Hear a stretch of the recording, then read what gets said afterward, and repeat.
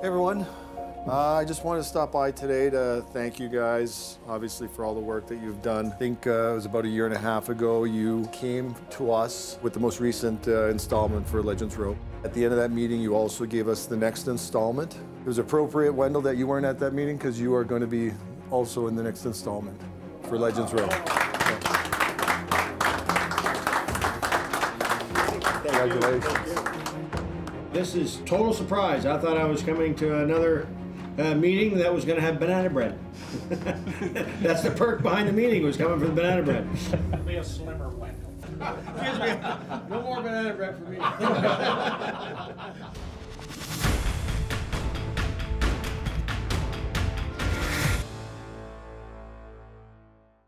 The Toronto Maple Leafs are very happy to select Wendel Clark from Saskatoon.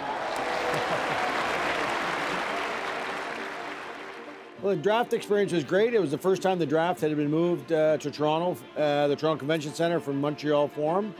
And being fortunate to go first, got to be a hometown draft. So it was very exciting, a lot of fun to be welcomed to the fans right off the bat. Clark going in there. Wendel Clark scores! Wendel Clark, as we said, you would hear from him, and boy, can he shoot that puck. I came in with an open mind and just willing to play and play wherever they wanted me.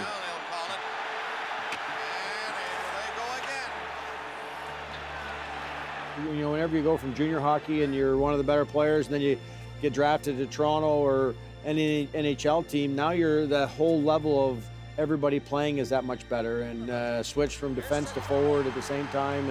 And so the whole thing was every day is a new day. Every day is fun.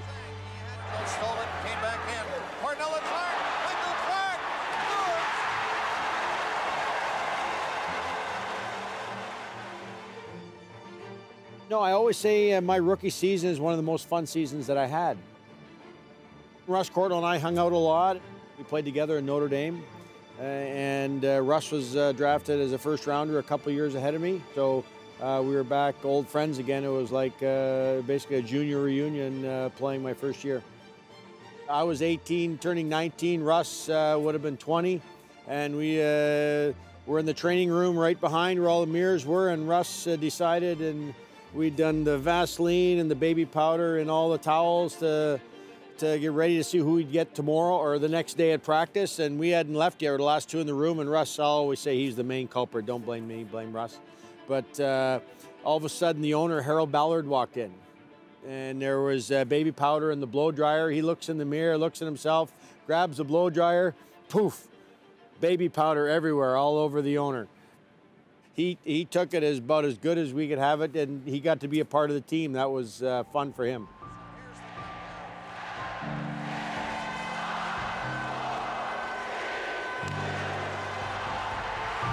A jubilant Maple Leaf hockey team. We played well enough to make a playoff spot and had a nice little run in the playoffs as well, and that's fun. That's when you see the excitement of your city, because it's so much more intensity around playoff games. The team is the heartbeat of the city. It's a long winter in Canada, and when your team can do well, that creates the atmosphere in the city. For us in the winter, it's really the heartbeat that keeps the city in a great mood when you're a team that's winning.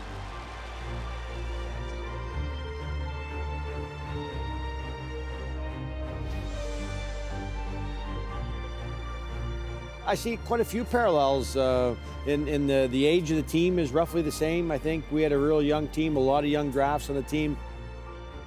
They get to grow together and be together. They're learning what it's like to be a pro all at the same time, so it's not like there's only one guy, there's a bunch of guys. They have a great group of veterans that our kids get to learn from, and they got an outstanding management team that really can put them in the right direction.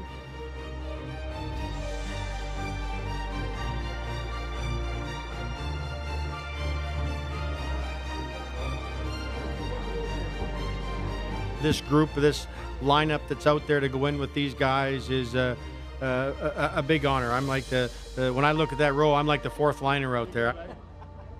Certainly the intention right now is that the Legends Row is full with these 14 inductees.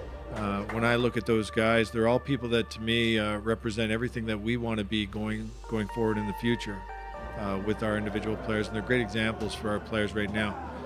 We try to remind ourselves just how young these guys are. It's one thing to tell them what to do, but it's even better when they can look at the examples of guys like Brad, like Charlie, like Frank, like Wendel, and the rest of Legends Row as examples of what to do. Number 17, Wendel Clark.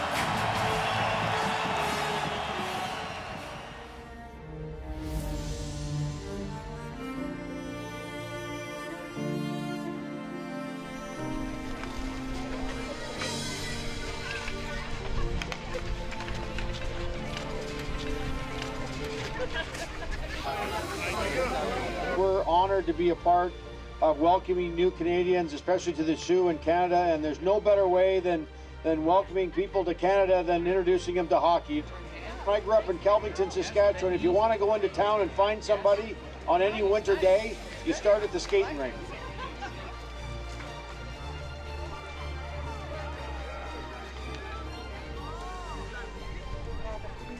كمان نشكر القايمين هون بسوسنت ماري وكندا بلد حلو بلدنا الثاني نحن فرحانين لان انتم عم تفرحونا وشكرا لكم كثير. First of all, she's thanking the people who organized this day, this beautiful day. Because of the Canadians and everyone in the community, they feel happy and safe, and they really thank everyone from the bottom of their hearts.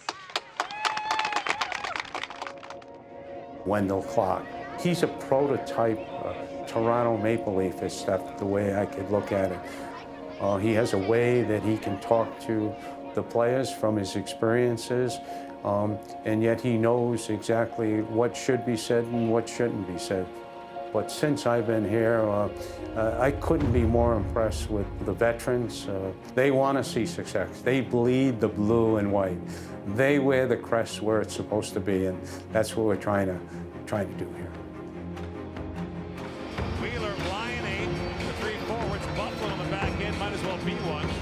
Mike Babcock once again diagramming on the bench. Literally. Pass knocked down by Perreault. And Matthews back forth. Up and to Gardner's got Nylander with him.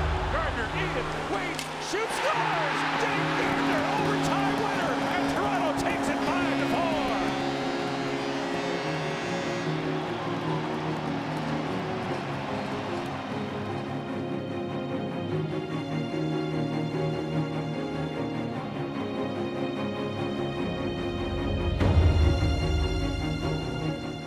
You know the type of team that you'd like, and you know where your needs are, and you know where your assets are.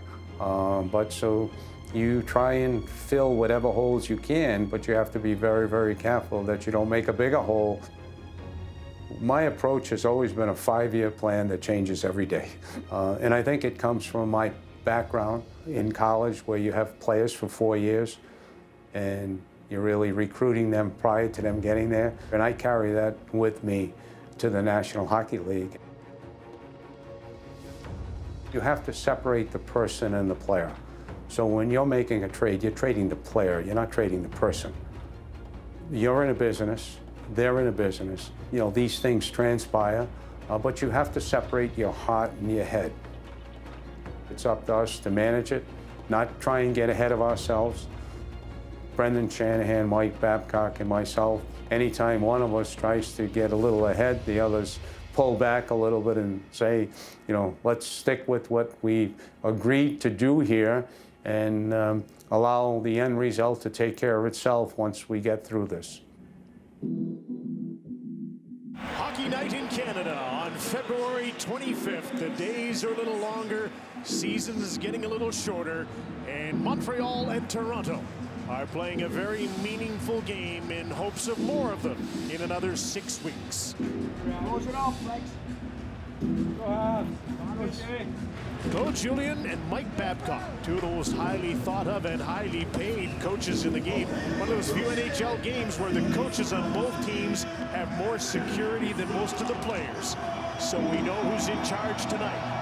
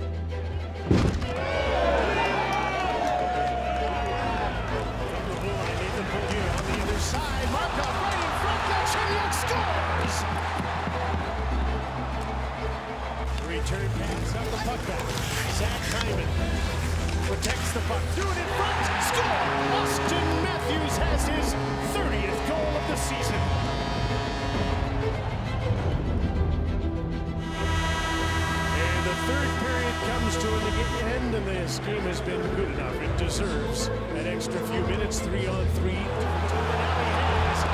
Austin Matthews with a chance to win it.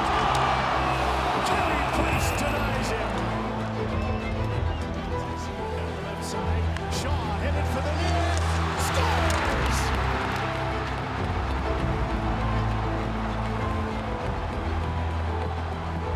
I thought we played real good tonight. I thought Price made some real good saves on the one power play. I thought our goalie was good too. I thought we had a lot of pressure on Montreal at times. You haven't beaten the Montreal Canadiens in your time here. It actually predates your time here, but does that sort of thing bother you? Well, I mean, did I want to win tonight? Yes. Are we going to beat Montreal? Yes. Thank you.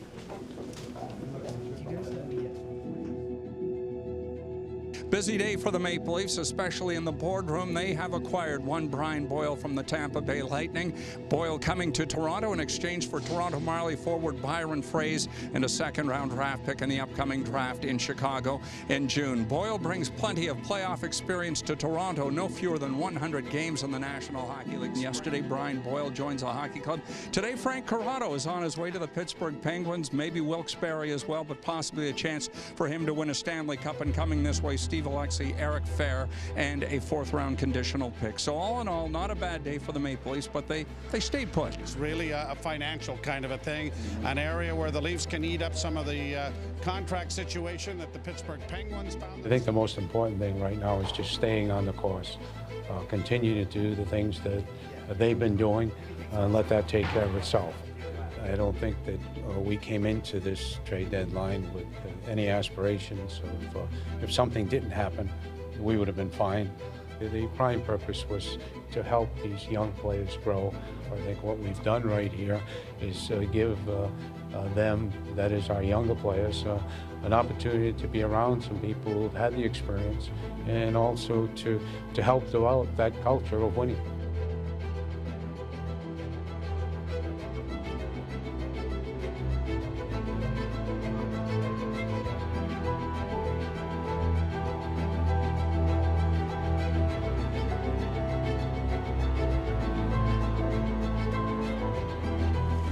When the injury happened, I mean, I thought that I was, gonna just like take a period off and go out and play.